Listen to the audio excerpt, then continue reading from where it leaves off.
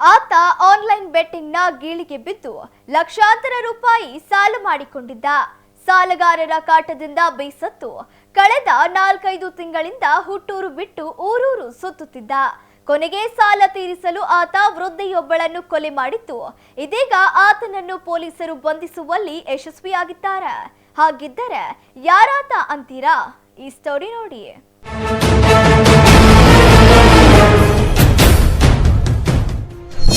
ವೃದ್ಧೆಯ ಕೊಲೆ ಮಾಡಿ ಚಿನ್ನ ದೋಚಿದ್ದ ಪ್ರಕರಣ.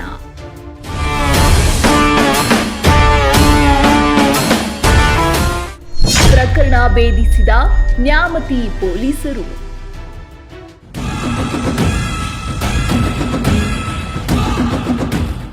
ಆನ್ಲೈನ್ ಬೆಟ್ಟಿಂಗ್ ಗೀಳಿಗೆ ಬಿದ್ದು ಲಕ್ಷಾಂತರ ರೂಪಾಯಿ ಸಾಲ ಮಾಡಿ ವೃದ್ಧೆಯ ಕೊಲೆ ಮಾಡಿದ್ದ ಆರೋಪಿ ಅಂದರ್.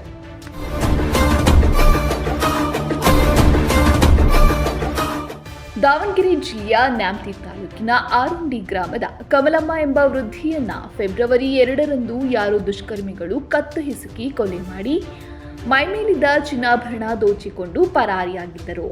ಸ್ಥಳಕ್ಕೆ ಆಗಮಿಸಿದ ಪೊಲೀಸರಿಗೆ ಯಾವುದೇ ಕ್ಲೂ ಕೂಡ ಸಿಕ್ಕಿರಲಿಲ್ಲ.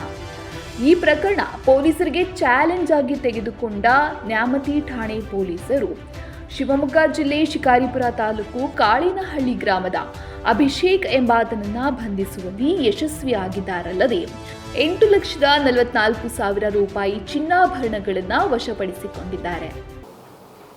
ದಿನಾಂಕ 2 ಮತ್ತು 3 ಫೆಬ್ರವರಿ 2026ರ ಮಧ್ಯದಲ್ಲಿ ನ್ಯಾಮತಿ ಪೊಲೀಸ್ ಠಾಣೆ ವ್ಯಾಪ್ತಿಯಲ್ಲಿ ಬರ್ತಕ್ಕಂಥ ಆರುಂಡಿ ಗ್ರಾಮದಲ್ಲಿ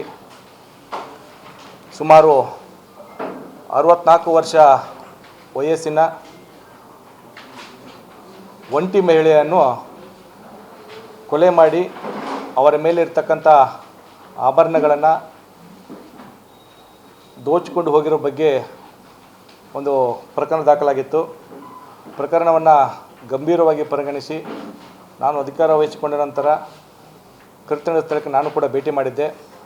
ತದನಂತರ ನಮ್ಮ ಅಡಿಷನಲ್ ಎಸ್ ಪಿರವರ ನೇತೃತ್ವದಲ್ಲಿ DSP ಚನ್ನಗಿರಿ ಹಾಗೂ ನ್ಯಾಮತಿ ಠಾಣೆಯ ಇನ್ಸ್ಪೆಕ್ಟರ್ ಹಾಗೂ ಎಲ್ಲ ಸಿಬ್ಬಂದಿಗಳು ಮತ್ತು ನಮ್ಮ DPOದ ಎಲ್ಲ ತಾಂತ್ರಿಕ ಸಿಬ್ಬಂದಿ ಮತ್ತು ಫಿಂಗರ್ ಪ್ರಿಂಟ್ ಇವರೆಲ್ಲರೂ ಕೂಡ ಭಾಳ ಶ್ರಮಪಟ್ಟು ಈ ಒಂದು ಪ್ರಕರಣ ಭಾಳ ಕ್ಲಿಷ್ಟಕರವಾಗಿತ್ತು. ಕಾರಣ ಏನಂತಂದರೆ ಇದರಲ್ಲಿ ಯಾವುದೇ ರೀತಿಯ ನಮಗೆ ಎವಿಡೆನ್ಸ್ಗಳಿರಲಿಲ್ಲ. ಸೊ ಇದನ್ನು ಗಂಭೀರವಾಗಿ ಪರಿಗಣಿಸಿ ಪ್ರಕರಣವನ್ನು ತನಿಖೆ ಮಾಡಿದಾಗ ಎಲ್ಲ ರೀತಿಯಿಂದ ತನಿಖೆಯನ್ನು ಕೈಗೊಳ್ಳಲಾಗಿ ಸುಮಾರು 23 ವರ್ಷ ವಯಸ್ಸಿನ ಒಬ್ಬ ಆರೋಪಿ ಶಿವಮೊಗ್ಗ ಜಿಲ್ಲೆ ಶಿಕಾರಿಪುರ ತಾಲೂಕಿನ ಕಾಳೇನಹಳ್ಳಿ ಗ್ರಾಮದ ಈ ಒಬ್ಬ ಆರೋಪಿತನನ್ನು ನಾವು ದಸ್ತಗಿರಿ ಮಾಡಿದ್ದೇವೆ. ಅಭಿಷೇಕ್ 2022ರಿಂದ ಆನ್ಲೈನ್ ಗೇಮ್ ಗೇಳಿಗೆ ಬಿದ್ದಿದ್ದು ಲಕ್ಷಾಂತರ ರೂಪಾಯಿ ಸಾಲ ಮಾಡಿಕೊಂಡಿದ್ದ. ಸಾಲಗಾರರ ಕಿರುಕುಳದಿಂದ ಬೇಸತ್ತಿದ್ದ ಆತ ಊರು ಬಿಟ್ಟು ತಿರುಗಾಡುತ್ತಿದ್ದ. ಅದೇ ರೀತಿ ಫೆಬ್ರವರಿ 2ರಂದು ಶಿವಮೊಗ್ಗದಿಂದ ಹೊನ್ನಾಳಿ ಮಾರ್ಗವಾಗಿ ಆರುಂಡಿಗೆ ಅಭಿಷೇಕ್ ಬಂದಿದ್ದ. ಆರುಂಡಿ ಗ್ರಾಮದಲ್ಲಿ ನಡೆದ ದೇವರ ಪಲ್ಲಕ್ಕಿ ಉತ್ಸವದಲ್ಲಿ ಕಮಲಮ್ಮ ಅವರ ಮೈಮೇಲಿನ ಬಂಗಾರ ನೋಡಿದ್ದ ಅಭಿಷೇಕ್ ಬಂಗಾರ ಕದ್ದು ಸಾಲ ತೀರಿಸಬಹುದೆಂದುಕೊಂಡಿದ್ದ. ಕಮಲಮ್ಮ ಒಂಟಿಯಾಗಿರೋದನ್ನ ಗಮನಿಸಿದ ಆತ ಕಮಲಮ್ಮ ಅವರನ್ನ ಹಿಂಬಾಲಿಸಿಕೊಂಡು ಬಂದಿದ್ದ. ಆತ ಕಮಲಮ್ಮನ ಮನೆಯ ಹಿಂಬಾಗಿಲಿಂದ ಒಳನುಗ್ಗಿ ಮನೆಯಲ್ಲಿ ಅವಿತು ಕುಳಿತುಕೊಂಡಿದ್ದ. ಕಮಲಮ್ಮ ಮನೆಯಲ್ಲಿ ಮಲಗಿದ ಬಳಿಕ ಅಟ್ಟದ ಮೇಲೆ ಅವಿತು ಕುಳಿತಿದ್ದ ಅಭಿಷೇಕ್ ಮೆಲ್ಲನೆ ಕೆಳಗಿಳಿದು ಬಂದು ಕಮಲಮ್ಮನ ಕತ್ತು ಹಿಸುಕಿ ಕೊಲೆ ಮಾಡಿ ಆಕೆಯ ಮೈಮೇಲಿದ್ದ ಚಿನ್ನದ ಸರ, ಬಳೆ ಹಾಗೂ ಕಿವಿಯೋಲಿಗಳನ್ನು ಕಳ್ಳತನ ಮಾಡಿಕೊಂಡು ಪರಾರಿಯಾಗಿದ್ದ.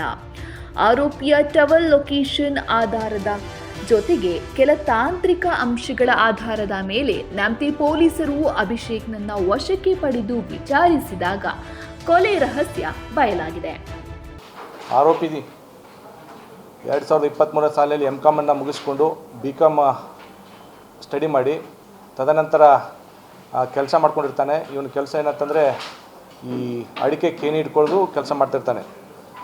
ಇವನ ಒಂದು ದುಶ್ಚಟ ಏನಂತಂದರೆ ಆನ್ಲೈನ್ ಗೇಮಿಂಗ್ನಲ್ಲಿ ತಾನು ಸಂಪಾದಿಸಿರ್ತಕ್ಕಂಥ ಎಲ್ಲ ಹಣವನ್ನು ಇನ್ವೆಸ್ಟ್ ಮಾಡಿ ಆ ಹಣವನ್ನು ಕಳೆದುಕೊಂಡು ಸುಮಾರು 15 ರಿಂದ 20 ಲಕ್ಷ ರೂಪಾಯಿ ಸಾಲವನ್ನು ಮಾಡಿರ್ತಾನೆ.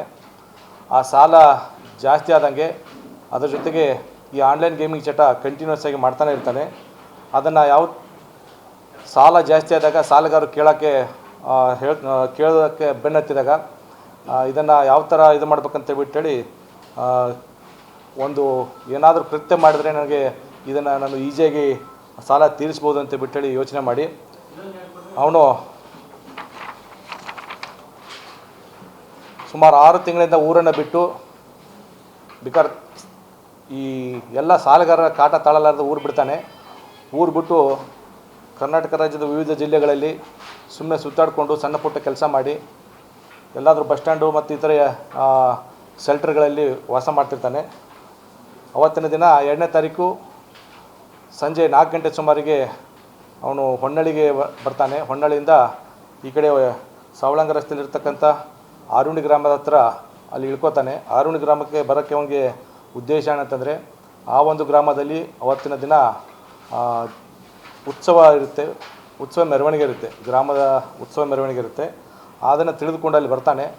ಅಲ್ಲಿ ಬಂದು ಆರುಣಿ ಗ್ರಾಮಕ್ಕೆ ನಡ್ಕೊಂಡು ಬಂದು ಒಳಗಡೆ ಗ್ರಾಮಕ್ಕೆ ಬರ್ತಾನೆ. ಗ್ರಾಮದಲ್ಲಿ ಉತ್ಸವ ನಡೀತಕ್ಕಂಥ ಒಂದು ಸಂದರ್ಭದಲ್ಲಿ ಆ ಮೆರವಣಿಗೆಯಲ್ಲಿ ಭಾಗವಹಿಸ್ಕೊಂಡು ಹೋಗ್ತಿರ್ಬೇಕಾದ್ರೆ ಈ ಒಂದು ಏನು ಮೃತ ಮಹಿಳೆ ಹೊರಗಡೆ ನಿಂತ್ಕೊಂಡ್ಬಿಟ್ಟು ಮಾತಾಡ್ತಾ ಇರ್ತಾರೆ. ಅವಾಗ ನೋಡಿದಾಗ ಅವನಿಗೆ ಇವರಲ್ಲಿ ಹಾಕಿಕೊಂಡಿರ್ತಕ್ಕಂಥ ಒಡವೆಗಳನ್ನು ನೋಡಿ ಇವರನ್ನು ಮೋಸ್ಟ್ಲಿ ಒಬ್ಬರೇ ಇರ್ಬೋದು, ಇವರನ್ನು ನಾನು ಏನಾದರೂ ಕಳ್ಳತನ ಮಾಡೋಕ್ಕೆ ಅವಕಾಶ ಸಿಗುತ್ತೆ ಅಂತ ಬಿಟ್ಟೇಳಿ ರಾತ್ರಿ ಸುಮಾರು ಹೊಂಚು ಹಾಕಿ ಹಿಂಬಾಗಿಲಿನಿಂದ ಬಂದು ಮನೆಯಲ್ಲಿ ಅವಿತ್ಕೊಂಡು ಕುಳಿತಾನೆ. ರಾತ್ರಿ ಮೃತ ಮಹಿಳೆ ಎಲ್ಲ ಕಡೆ ಹಬ್ಬದ ವಾತಾವರಣದಿಂದ ರಾತ್ರಿ 10 ಗಂಟೆ ಸುಮಾರಿಗೆ ವಾಪಸ್ ಬಂದು ಮನೆಯಲ್ಲಿರಬೇಕಾದ್ರೆ ಈ 10ರಿಂದ ಬೆಳಗಿನ ಜಾವ 4 ಗಂಟೆ ಮಧ್ಯದಲ್ಲಿ ಈ ಥರ ಒಂದು ಕೃತ್ಯವನ್ನು ಎಸಗಿರ್ತಾನೆ. ಈ ಎಲ್ಲ ಆ್ಯಂಗಲಿಂದ ಪರಿಶೀಲನೆ ಮಾಡಲಾಗಿ ಈ ಆರೋಪಿಯನ್ನು ನಾವು ದಸ್ತಗಿರಿ ಮಾಡಿದ್ದೇವೆ. ಈತನಿಂದ 2 ಮೊಬೈಲ್ ಹಾಗೂ ಸುಮಾರು 76 ಗ್ರಾಮ ಏನು ಕಳ್ಳತನವಾಗಿತ್ತು ಆ ಮಾಲನ್ನು ವಶಪಡಿಸಿಕೊಂಡಿದ್ದೇವೆ. ಸದರಿ ಆರೋಪಿಯನ್ನು ನಾವು ನ್ಯಾಯಾಂಗ ಬಂಧನಕ್ಕೆ ಒಪ್ಪಿಸಿದ್ದೇವೆ. ನಾವು ಟೆಕ್ನಿಕಲ್ ಅನಾಲಿಸಿಸ್ ಮಾಡಿದ್ದು, ಟೆಕ್ನಿಕಲ್ ಅನಾಲಿಸಿಸ್ ಅದರ ಜೊತೆಗೆ ಎಲ್ಲ ನಮ್ಮ ಹ್ಯೂಮನ್ ಇಂಟೆಲಿಜೆನ್ಸ್, ನಮ್ಮ ತನಿಖಾಧಿಕಾರಿಗಳು, ಗ್ರಾಮ ಎಸ್ಪೆಷಲಿ ನಮ್ಮ ಕ್ರೈಮ್ ಸ್ಟಾಫ್ ಸಿಬ್ಬಂದಿ, PSI ನ್ಯಾಮ್ತಿ, ಹೊಳೆಬಸವ, ಹೋಳಿ, ಆಮೇಲೆ ನಮ್ಮ ಇನ್ಸ್ಪೆಕ್ಟರ್ ರವಿ, ಎಲ್ಲ ಸಿಬ್ಬಂದಿಗಳು ಮತ್ತು ನಮ್ಮ ಟೆಕ್ನಿಕಲ್ ಟೀಮು ಭಾಳ ಎಲ್ಲ ರೀತಿಯದನ್ನು ಅನಾಲಿಸಿಸ್ ಮಾಡಿ ತದನಂತರ ಇದಕ್ಕೆ ಒಂದು ನಮಗೆ ಪ್ರಕರಣ ಬೆಳಕಿಗೆ ಬಂದಿದೆ. ಒಟ್ಟಿನಲ್ಲಿ ಆನ್ಲೈನ್ ಗೇಮ್ ಗೀಳಿಗೆ ಬಿದ್ದು ಲಕ್ಷಾಂತರ ರೂಪಾಯಿ ಸಾಲ ಮಾಡಿದ್ದ ಅಭಿಷೇಕ್ ಅಮಾಯಕ ವೃದ್ಧೆಯನ್ನ ಕೊಲೆ ಮಾಡಿದ್ದು ಇದೀಗ ಮಾಡಿದ ತಪ್ಪಿಗೆ ಜೈಲು ಪಾಲಾಗಿದ್ದಾನೆ.